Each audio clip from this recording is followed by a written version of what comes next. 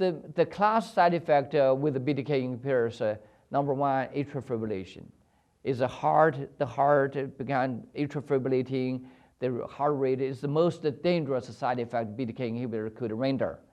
And so far, it looks like the second generation acalabrutinib has less atrial fibrillation, and the new ibrutinib even have even less situation. Again, let me remind you, the number of patients treated, the follow-up time is not there, but so far it looks like the atrial fibrillation is better with each newer one. The second class of severe concerns of the side effect is the bleeding. In the first generation, like BTK inhibitors like aspirin, bleeding is very often, but nothing severe. Only when the patient fall down, they could have intracranial bleeding that even killed a few patients in the ibrutinib.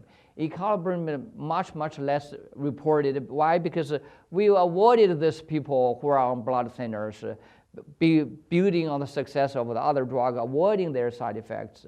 So, and then the new ibrutinib even have less bleeding, fewer number of patients treated, less follow-up time, more selective based on prior. So you see how difficult it is, how many factors. Then there's infection. Infections rate is very high at a certain number of ibrutinib. It's not due to the drug because 3 other chemotherapies already affect the patient. They are more prone to infections. Ibrutinib may look a little bad because treated too many thousand patients to follow. And so acalabrutinib looks a bit, the new ibrutinib looks the best. So I think we should use it more. We should keep an open mind, use it more, and gain more experience. We respect all the academic clinical data, but the real-world data we eagerly await. All the 3 main target is to target the BTK, Bruton's tyrosine kinase.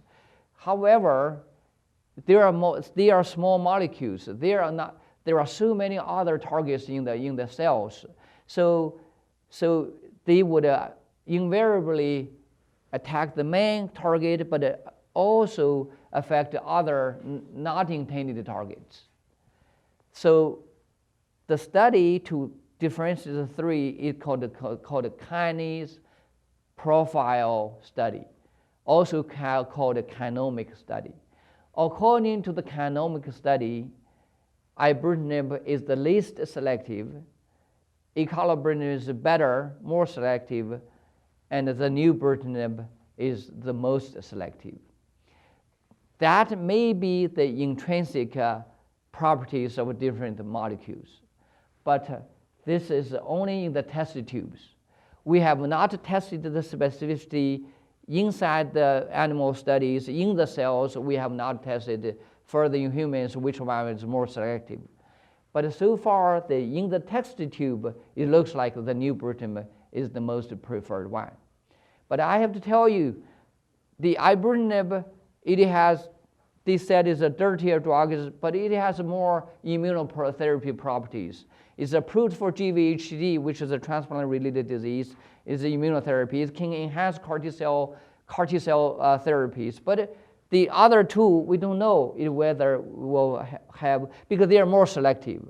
So being more selective has the property, have the benefit of less side effect, more potent efficacy, but it also has not be the immunotherapy properties. But I don't take me no wrong. The new ibrutinib is a great drug. It's a welcome addition to the therapy regimens we already have. It is a great news not only for the Western patients, but especially for the Asian patients and the patients who live in Australia. So because the 3 BTK inhibitors, they interact with the kinases, they cannot be taken with other drugs. For example, fungal infections, the patient take a fungal infection, you have to dramatically reduce the dose of each so that so that the drug does not make it super active, causing toxicities. You cannot drink citrus fruits. That will also affect the mechanism. All the 3 kinases share the same drug-drug interactions, and that And nowadays it's easy. You just Google it up, what you can do, what you cannot do.